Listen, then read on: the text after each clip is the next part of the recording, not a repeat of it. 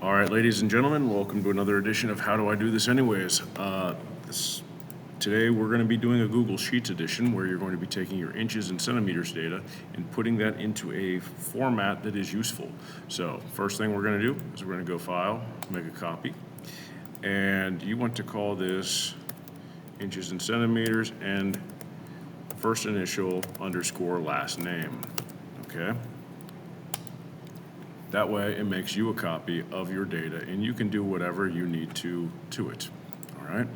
So, right now, what we're going to be doing is we're going to be first cleaning up our data.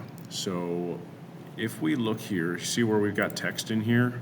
Well, if we want to use Google Sheets to its full capability, we need to be able to have it do math without us having to change everything. So, to show you, if I go ahead and write sum of, get the equation working here, and I click that one, and I click that one, just holding control to show you that it adds it up to the first one, 2.07. It doesn't recognize this as being numbers, okay? Another thing that it won't recognize being numbers, see how it has a fraction here? If I do the same thing, equals sum, open my parentheses, and I click that fraction, and then I click just the number above it, that 0.0625, it recognizes a 0.0625 because it does not recognize that this is a number. So the first thing we're going to be doing is we're going to be cleaning up our data sum. You can do that by either deleting out the text and stuff like that, that is there if you're confident and you need that number, or you can go through and just do what I'm about to do and quickly delete it. Now, if this eliminates a lot of your data, you should probably try and get new data to replace this, or you should try and repair that data. So there are ways you can take a fraction and you can eliminate them. Now this one, you see how someone came in and wrote 1 millimeter here? If you see data that you can tell just is garbage, get rid of it. Okay, we're going to go into why and how to use statistics and whatnot to eliminate data later, but for right now, let's just delete that. Okay, now I'm going to go ahead and take one more quick glance at that.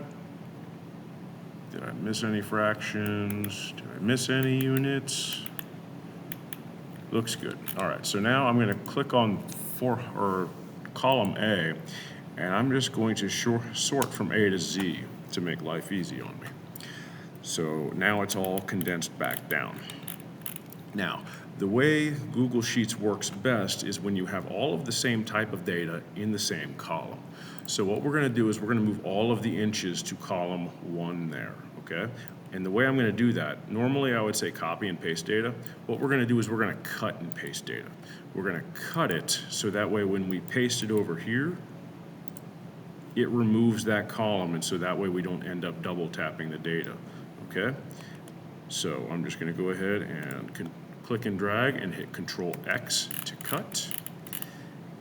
Click down here and Control V to paste it, okay? And just keep doing that for all of your data.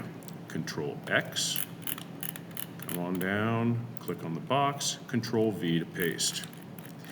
And then the last one for inches, Control X, Control V. All right. Now we're going to do the same thing with centimeters. We're putting all of the centimeter data in the same column. So Control X to cut it, and Control V to paste it. Doesn't matter if you go top to bottom or bottom to top. Control X, Control V. Control X, Control V.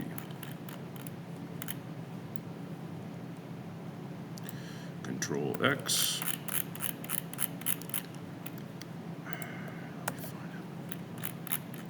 All right, now, looks good. So now what we need to do is we need to insert our chart. Insert chart. And we want to make that a scatter plot, okay?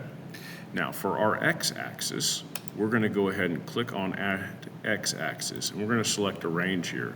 And I'm just going to click column A, and it populates with sheet 1 AA. So that says it's going to say all of column A is our data range for our x-axis.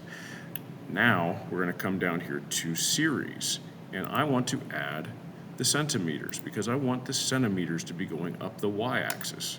Click OK. All right, now it automatically populated this like this. Now you see how we have some data that is really far up here. We've got 1,000 centimeters and 750 centimeters and all that. There were no objects that were 7.5 meters long, okay? So what I'm gonna do right now is I'm gonna organize the data according to column B, sort sheet from A to B, or from A to Z, and I'm gonna come all the way down to the bottom. And I'm just gonna click on all of these. Click on the first one that I'm gonna delete, hold Shift and click on the last one, and selects them all. And now I'm just gonna delete that data. Done. You see how that improved things? It's almost like you can spot the trend through here. Now we can see that there's some errors in there, but those might come out in the wash. Now, what I want to do is I want to come over here to the series. Actually, I want to come over to the horizontal axis, and I want to make sure that my horizontal axis is appropriately sized for my data, okay? I can see that it automatically sorted it, but what we can do is we can specify, since it goes up to 83, we can specify our minimum value is this, and our maximum value is 85 to just be a little bit larger than what our data actually is.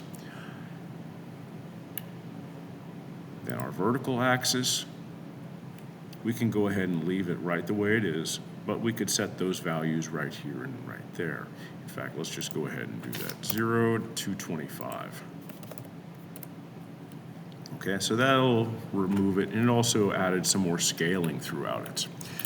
Now what I need to do is I need to come up here to where it has series, and I want to click on that, and I want to create a trend line. Okay, now not only do I want the trend line, this is like a line of best fit that Google Sheets has now made for us. I want to create a label using the equation. Okay, now this equation is in the format of y is equal to mx plus b. Okay, so that's our x or our y-intercept, and that would be our slope. So this is how you use Google Sheets for that purpose. If you have any questions, please let me know. Take care. Ah, there it is.